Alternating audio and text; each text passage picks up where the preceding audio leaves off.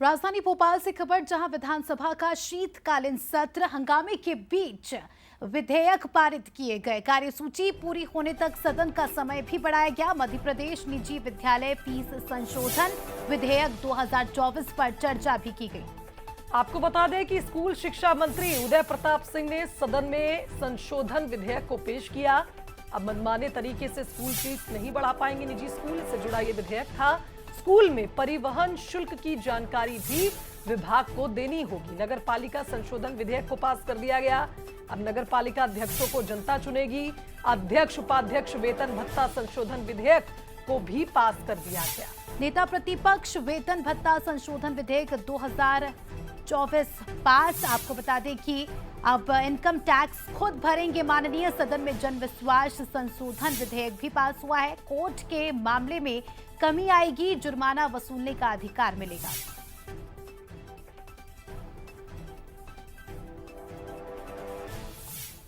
चलिए, इस खबर पर हमारे साथ संवाददाता सूरज जुड़ रहे हैं, उनका रुख कर लेते हैं। सूरज, जिस तरह से आज तमाम तरह की बातें हमने देखी सदन में हुई, कई मुद्दों को उठाया गया, काफी हंगामेदार भी हुआ सदन, लेकिन कई विधेयक ऐसे थे जिन्हें लंबे समय से इंतजार किया जा रहा था कि उन पर फैसला हो, और आज पारित कर दिया गया। देखिए, बिल्कुल दोपहर लंच की यदि बात करें तो अमित शाह ने जिस तरीके से बाबा अम्बेडकर को लेकर जो बयान दिया था उस पर हंगामा हुआ, लेकिन उस हंगामे के शांत के बाद जिस तरीके से लगातार कार्रवाई जारी है, करीब 4 से 5 जो महत्वपूर्ण विधेयक हैं वो पास भी हुए हैं। जिसमें यदि सबसे पहले बात करें तो मध्य प्रदेश जो अध्यक्ष उपाध्यक्ष और नेता प्रतिपक्ष संशोधन विधेयक है, उसमें वेतन भत्तों को लेकर प्रस्ताव पारित हुआ है कि अब जो माननीय है वो खुद अपना इनकम टैक्स खुद भरेंगे।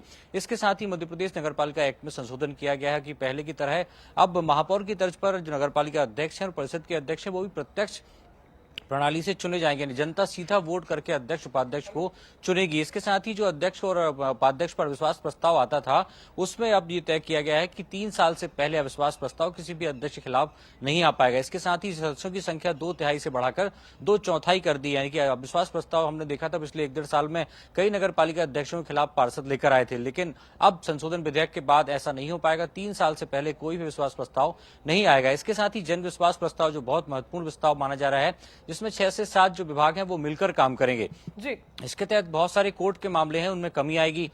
चाहे लाइट कटौती की बात हो, नगर निगम में नाली की तोड़फोड़, ऐसे बहुत सारे ऐसी गतिविधियां होती हैं जो कहीं न कहीं अभी तक वो जुर्माने और कोर्ट तक पहुंचती थी, लेकिन अब वो सीधे विभागीय और जो अधिकारी रहेंगे, संबंधित अधिकारी, वो जुर्माना लगाकर उन धाराओं के तहत मामले को निपटाएंगे।